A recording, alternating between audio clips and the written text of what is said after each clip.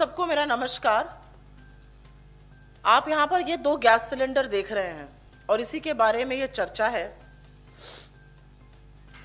बड़े बड़े वादे किए गए थे, तो हम लोगों ने भी उस पर कुछ 2 लाइनें लिखी हैं, आपको जरूर सुनाना चाहेंगे।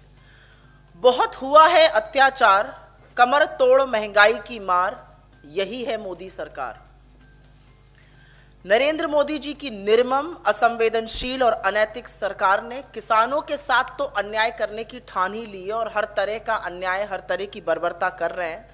पर अब देश के हर चूल्हे चौके, हर गृहिणी, हर आम आदमी की कमर तोड़ने का भी फैसला कर लिया, हर चूल्हे चौके में आग लगा दी है। पेट्रोल और डीजल के दाम आप सबको पता है 100 रुपए के पार हो गए हैं। पेट्रोल का दाम एक नया कीर्तिमान स्थापित किया है सरकार ने। और अब घरेलू गैस, जिसको कि रसोई गैस कहा जाता है, जिसके सिलेंडर रखे हैं, इनके दाम निरंतर बढ़ाए जा रहे हैं। 10 दिनों के अंदर, आज 15 तारीख है, मात्र 10 दिनों के अंदर इन सिलेंडर में, रसोई गैस के सिलेंडर में 75 रुपए कीमत का इजाफा हुआ है। 75 रुपए कीमत बढ़ी है। 4 फरवरी को सिलेंडर की कीमत 25 रुपए बढ़ी थी और अब आज सुबह, कल रात 12 बजे से, मतलब 15 तारीख को, यह कीमत 50 रुपए और बढ़ा दी गई है।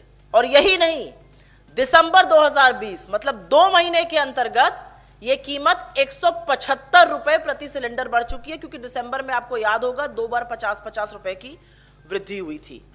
तो यही सिलेंडर जो दिसंबर में दिल्ली में 594 रुपए का बिकता था, 594 का, वो आज दिल्ली शहर में 769 रुपए, मतलब 769 का बिक रहा है। मुझे लगता है यहां पर यह याद दिलाना जरूरी होगा कि जब हमारी सरकार थी और हमारी सरकार में जब कच्चा तेल, जिसको क्रूड ऑयल कहते हैं, उसका दाम जब 100 रुपए, $150 तक पार कर गया था, तब भी रसोई गैस की कीमत 400 रुपए के आसपास थी।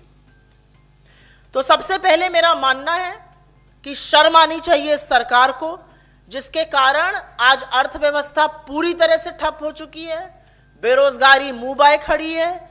इन्हीं के कुप्रबंधन के चलते लोगों का वेतन घटता जा रहा है और अब आप लोगों पर कमर तोड़ महंगाई का प्रहार कर रहे हैं, चाहे वो पेट्रोल डीजल के दाम हो या रसोई गैस की कीमतें। और इसका प्रभाव अमीर से अमीर और गरीब से गरीब आदमी तक पड़ता है। पर मुझे ऐसा लगता है सरकार को इससे रत्ती भर फर्क नहीं पड़ता है। और इसलिए फर्क नहीं पड़ता है कि कच्चे तेल का कीमत कुछ भी हो, कच्चे तेल का दाम कुछ भी हो, अगर वो 20 रुपए प्रति डॉलर हो जाता है, जैसा लॉकडाउन के दौरान हुआ, तब भी आपको कोई फायदा नहीं मिलता, आपको कोई राहत, कोई रियायत नहीं मिलती है। और अगर वो महंगा होता है तो भी आपको कुछ उतना ही पैसा देते जाना है। क्यों? क्योंकि सरकार आपदा में अवसर ढूंढती है और अवसर ढूंढने का उन्होंने यह काम किया है कि निरंतर एक्साइज ड्यूटी बढ़ाते रहे हैं। अपने कार्यकाल के दौरान दर्जन बार से ऊपर इन्होंने एक्साइज ड्यूटी बढ़ाकर करीब करीब 24 लाख करोड़ रुपए कमाए हैं। जो मेरा मानना है कि यह 24 लाख करोड़ एक्चुअली जनता का हक था। जनता ये नहीं कहती कि हम मुश्किल के समय आपके साथ नहीं खड़े होंगे, हम मुश्किल के समय आपकी सरकार के साथ खड़े होंगे, लेकिन जब कच्चे तेल का दाम गिरे तो हमें भी तो कुछ राहत मिलनी चाहिए। उस समय आप अपना रोकड़ा कमाने में लग जाते हैं, अपने सरकारी खजाने भरते हैं। यह सरकार की ही दया है कि 100 रुपए पेट्रोल हो गया है। ये इसी सरकार का नया कीर्तिमान है, नया रिकॉर्ड है। और एक बात बतानी जरूरी है सिंपल शब्दों में, कि इन्होंने एक्साइज ड्यूटी डीजल पर 8 गुना, लगभग 8 गुना बढ़ाई और पेट्रोल पे लगभग 2.5 गुना बढ़ाई। सीधे साफ शब्दों में, जब हमारी सरकार थी तो डीजल पर जो टैक्स पड़ता था वो करीब करीब 3.5 रुपया प्रति लीटर था, वो आज बढ़ के 32 रुपए प्रति लीटर है। और पेट्रोल पर जो टैक्स करीब करीब 9 रुपए प्रति लीटर पड़ता था, वो आज बढ़ के 33 रुपए प्रति लीटर है।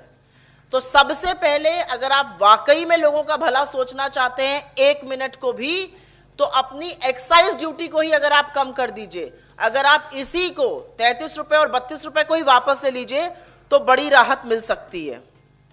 एक और बात जिसके बारे में बहुत चर्चा नहीं हुई है और बजट में यह हुआ था, इन्होंने 4 रुपए का सेस डीजल पे और 2.5 रुपए का सेस पेट्रोल पे लगाया था और यह कहा गया था कि 2.5 रुपए का पेट्रोल पे 4 रुपए का डीजल पे लगाया गया था और यह कहा गया था कि इससे आम आदमी को फर्क नहीं पड़ेगा। लेकिन यह एक बहुत सिनिस्टर प्लॉट था।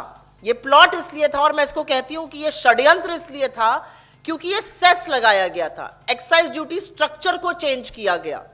तो एक्साइज ड्यूटी स्ट्रक्चर चेंज करने का क्या मतलब हुआ कि इसमें जो पैसा आएगा वो सिर्फ केंद्र सरकार रखेगी और ये 4 और 2.5 रुपए की बढ़ोतरी का राज्य सरकारों को एक नया पैसा नहीं मिलेगा। मुझे यह भी लगता है कि आज अगर गृहिणी, आम आदमी, बच्चियां, लड़के, लड़कियां कोई भी खड़े होकर सरकार के इस कुप्रबंधन पर सवाल उठाए तो सबसे पहले तो उसको एक तगमा दे दिया जाएगा कि आप देशद्रोही हैं, आप सरकार से सवाल पूछ रहे हैं। दूसरा, उसके